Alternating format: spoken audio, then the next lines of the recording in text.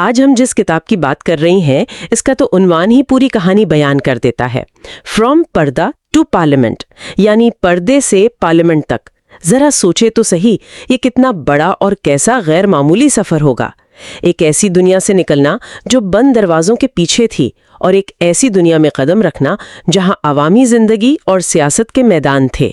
یہ واقعی ایک نسل کا سفر ہے جو ایک عنوان میں سمٹ گیا ہے۔ ہمارے سامنے بیگم شائستہ اکرام اللہ کی 1963 میں شائع ہونے والی خود نوشت ہیں، اور اس کی سب سے خاص بات یہ ہے کہ یہ صرف ایک فرد کی یادداشت نہیں، بلکہ یہ بر صغیر کی تاریخ کے ایک ایسے زبردست ہنگامہ خیز دور کی دستاویز ہے جب معاشرہ، سیاست اور پرانی روایات سب کچھ بدل رہا تھا۔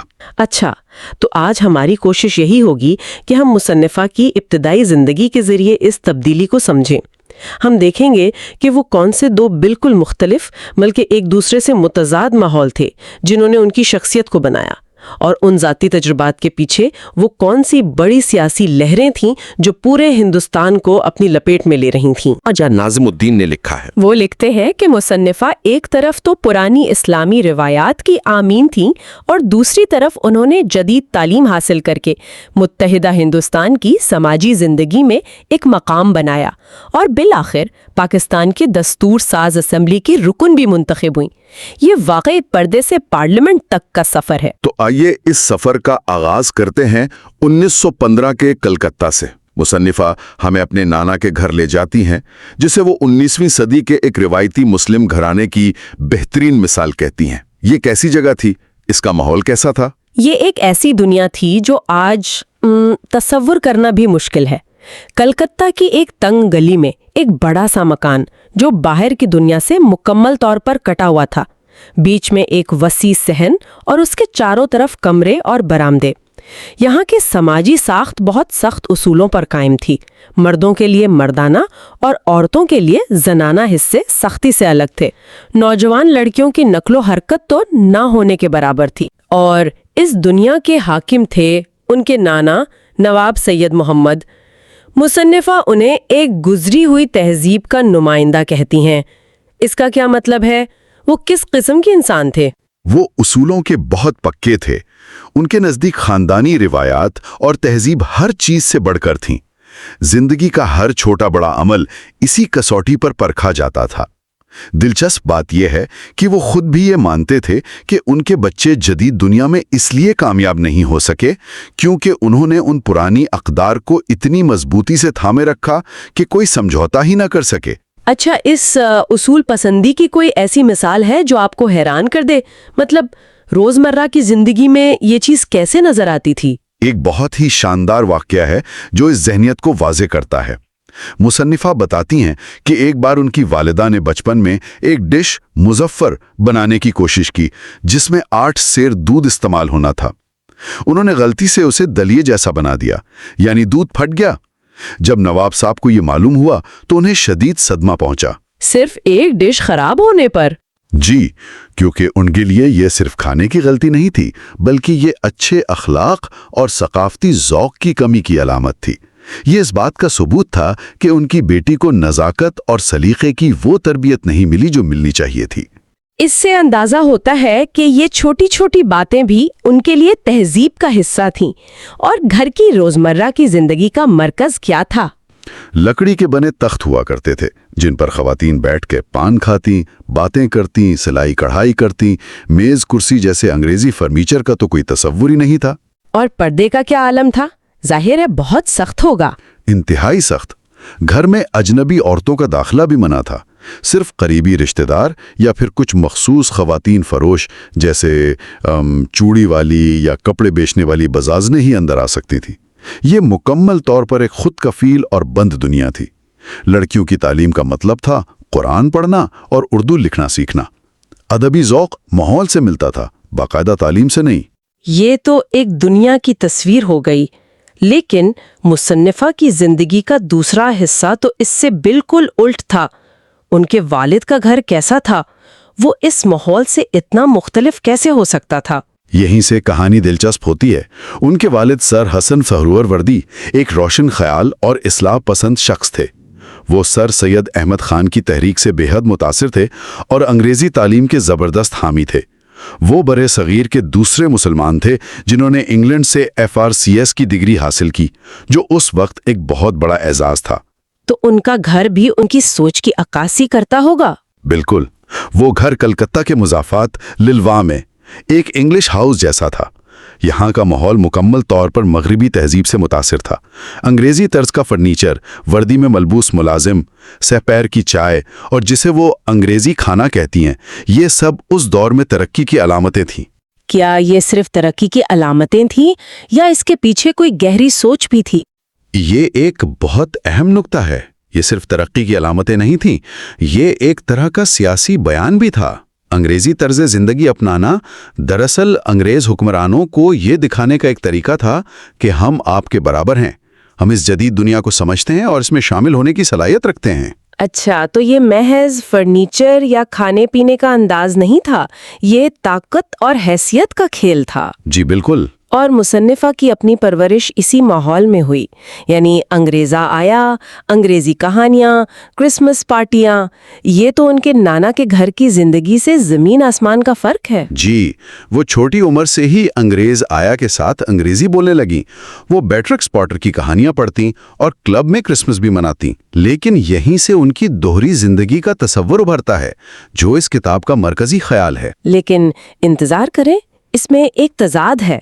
اگر گھر اتنا ہی مغربی تھا تو مصنفہ لکھتی ہیں کہ ان کی والدہ گھر کے مرد ملازموں سے بھی سخت پردہ کرتی تھیں۔ یہ کیسے ممکن تھا؟ ایک ہی گھر میں یہ دو الگ الگ دنیائیں کیسے چل رہی تھیں؟ یہی تو اس دور کی خوبصورتی اور پیچیدگی ہے۔ یہ دو متضاد دنیائیں ایک ہی گھر میں، ایک ہی زندگی میں ساتھ ساتھ چل رہی تھیں۔ مصنفہ ایک طرف انگریزی کنڈرگارٹن میں تعلیم حاصل کر رہی تھیں اور دوسری طرف گھر پر 4 سال کی عمر میں قرآن پڑھنا بھی شروع کر چکی تھیں۔ یہ اس نسل کے بہت سے لوگوں کی حقیقت تھی جو بے وقت 2 کشتیوں کے سوار تھے۔ تو پھر یہ دو دنیائیں آخرکار آپس میں ٹکرائیں گی بھی؟ وہ لمحہ کب آیا جب ان میں سے کسی ایک کو چننے کا دباؤ پیدا ہوا؟ اصل تصادم تب شروع ہوا جب 1927 میں مصنفہ کے والد نے انہیں لوریٹو ہاؤس نامی ایک مشہور انگریزی اسکول میں داخل کروانے کا فیصلہ کیا۔ خاندان میں تو جیسے بھونچال آ گیا۔ اسے ایک انتہائی نامناسب اور ناقابل تصور قدم سمجھا گیا۔ نینیال جانے کے لیے تو ڈالی استعمال ہوتی تھی کیونکہ کار میں سفر کرنا خواتین کے شایان شان نہیں تھا، اور یہاں بات ہو رہی تھی ایک لڑکی کے اسکول جانے کی۔ مجھے اندازہ ہے کہ یہ ایک بہت بڑا خاندانی ڈرامہ بنا ہوگا۔ اعتراضات کیا تھے؟ ان کی خزن نے باقاعدہ تفتیش شروع کر دی۔ پہلا سوال، کیا وہاں مرد استاد پڑھاتے ہیں؟ مصنفہ نے جواب دیا، نہیں، سب ننز ہیں۔ پھر سوال آیا، کیا یہ ایک عیسائی اسکول ہے؟ جس کا جواب ہاں میں تھا۔ اور سب سے بڑا خوف ثقافتی اور مذہبی شناخت کھو دینے کا تھا۔ جی بالکل۔ اور آخری دلیل جو شاید سب سے وزنی تھی۔ جی، خالہ کی آخری اور سب سے وزنی دلیل یہ تھی، اگر یہ اسکول گئی تو اس سے شادی کون کرے گا؟ یہ آج سننے میں شاید عجیب لگے، لیکن اس وقت یہ ایک عورت کی زندگی کا سب سے بڑا اور حقیقی سوال تھا۔ یہ اس کی پوری مستقبل کی ضمانت تھی۔ اس موقع پر ان کے والد نے کیا موقف اپنایا؟ ظاہر ہے وہ معاشرتی دباؤ کے سامنے جھکے نہیں ہوں گے۔ بالکل نہیں، انہوں نے ایک ایسا موقف اپنایا جو اس دور کے لیے انقلابی تھا۔ جب ان کی بہن نے کہا کہ لوگ کیا کہیں گے تو انہوں نے جواب دیا، جو لوگ کچھ نیا شروع کرتے ہیں ان پر ہمیشہ تنقید ہوتی ہے، لیکن اگر کوئی ہمت نہ کرے تو دنیا کبھی ترقی نہیں کرے گی۔ انہوں نے صرف یہ نہیں کہا کہ وہ اسکول جائے گی، بلکہ انہوں نے تنقید کے خوف کو ہی چیلنج کر دیا۔ یہ ایک باپ کا نہیں، ایک سماجی مسئلے کا بیان تھا۔ لیکن یہ تعطل ٹوٹا کیسے؟ کیونکہ دونوں طرف سے موقف بہت سخت لگ رہا ہے۔ بدقسمتی سے یہ تنازع ایک بہت ہی دکھ بھرے واقعے کے بعد حل ہوا۔ مصنفہ کے اکلوتے بھائی جو تقریباً 18 سال کے تھے کا تپِ دگ سے اچانک انتقال ہو گیا۔ اس عظیم ذاتی نقصان نے خاندان کو ہلا کر رکھ دیا۔ اوہ، تو اس سانحے کے بعد؟ اس صدمے کے بعد خاندان نے اسکول جانے پر اپنے تمام اعتراضات واپس لے لیے۔ اب وہ کام کرنے کو تیار تھے جس سے مصنفہ کی والدہ کو کچھ خوشی مل سکے۔ یہ ان کی زندگی کا ایک المناک لیکن فیصلہ کن موڑ تھا۔ یہ ایک بہت بھاری قیمت تھی جو اس پیش رفت کے لیے ادا کی گئی۔ یہ ذاتی خاندانی ڈرامہ ایک بہت بڑے قومی ڈرامے کے پس منظر میں چل رہا تھا۔ مصنفہ اپنے بچپن کے سیاسی ماحول کو ایک آنے والے طوفان سے تشبیہ دیتی ہیں۔ اس وقت ہندوستان میں کیا ہو رہا تھا؟ پہلی جنگ عظیم ختم ہو چکی تھی، لیکن انگریزوں نے ہندوستان سے جو وعدے کیے تھے وہ پورے نہیں ہوئے۔ اس وجہ سے پورے ملک میں شدید بے چینی اور مایوسی پھیلی ہوئی تھی۔ اس دور میں دو بڑی تحریکیں ابھریں جن کے کتاب میں خاص طور پر ذکر ہے۔ ایک طرف گاندھی کی عدم تعاون کی تحریک زور پکڑ رہی تھی، اور دوسری طرف ترکی کی خلافت کے خاتمے نے ہندوستان کے مسلمانوں میں تحریک خلافت کو جنم دیا۔ تحریک خلافت نے مسلمانوں پر گہرا اثر ڈالا تھا، ہے نا؟ بہت زیادہ۔ اس نے ہندوستان کے مسلمانوں میں ایک نئی سیاسی بیداری اور اتحاد کی ایسی لہر پیدا کی جو پہلے کبھی نہیں دیکھی گئی تھی، اور ایک مختصر عرصے کے لیے تو ہندو مسلم اتحاد کی ایک بے مثال فضا بھی قائم ہوئی۔ مصنفہ لکھتی ہیں کہ یہ وہ دن تھے جب اللہ اکبر اور گاندھی جی کی جے کے نعرے ایک ساتھ لگائے جاتے تھے۔ یہ بات آج کے تناظر میں سوچنا بھی عجیب لگتا ہے۔ بالکل۔ لیکن یہ اتحاد زیادہ دیر قائم نہیں رہا۔ وہ کون سا واقعہ تھا جس نے سب کچھ بدل دیا؟ 1919 میں جلیانوالہ باغ کا قتل عام۔ مصنفہ کا اس واقعے پر تجزیہ بہت اہم ہے۔ وہ لکھتی ہیں کہ اس واقعے نے برطانوی راج کے تابوت میں آخری کیل ٹھونک دی، اور اس کے بعد انگریزوں سے ایسی نفرت کی جانے لگی جو پہلے کبھی نہیں کی گئی تھی۔ یہ ایک ایسا زخم تھا جو کبھی نہیں بھرا، اور اس نے ہندوستان کی سیاست کا رخ ہمیشہ کے لیے بدل دیا۔ اور ان کا خاندان صرف یہ سب کچھ دور سے دیکھ نہیں رہا تھا، بلکہ وہ ان تبدیلیوں کا حصہ بھی بن رہا تھا۔ جی بالکل۔ ان کے چچا سر عبداللہ سہروردی نے مانٹو مورلے اصلاحات کا فائدہ اٹھاتے ہوئے مسلمانوں کے لیے سرکاری ملازمتوں میں نمائندگی حاصل کرنے کے لیے بھرپور کوششیں کی۔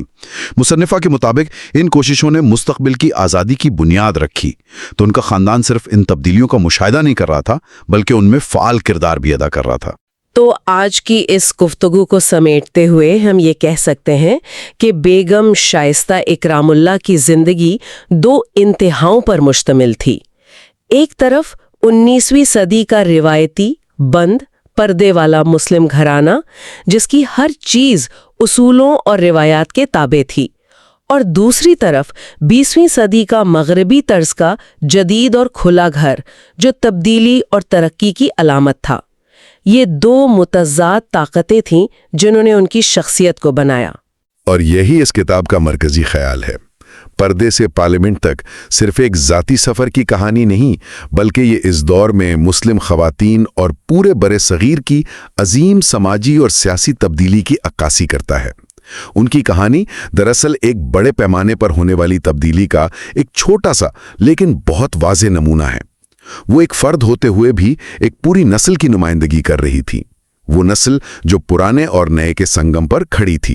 مصنفہ نے اپنی اس دوہری زندگی کے بارے میں لکھا کہ وہ بڑی آسانی سے ایک دنیا سے دوسری دنیا میں چلی جاتی تھیں۔ یہ بات ہمیں ایک بہت ہی دلچسپ سوال پر چھوڑ جاتی ہے۔ اگر ہم اپنی زندگیوں پر غور کریں تو ہم میں سے کتنے لوگ ایسی ہی الگ الگ دنیاؤں میں نہیں رہتے، چاہے وہ ہماری ثقافتی، پیشہ ورانہ یا ذاتی زندگی کے دائرے ہوں۔ اور ان مختلف دائروں میں رہتے ہوئے ہماری اپنی شخصیت کیسے بنتی اور بدلتی ہے؟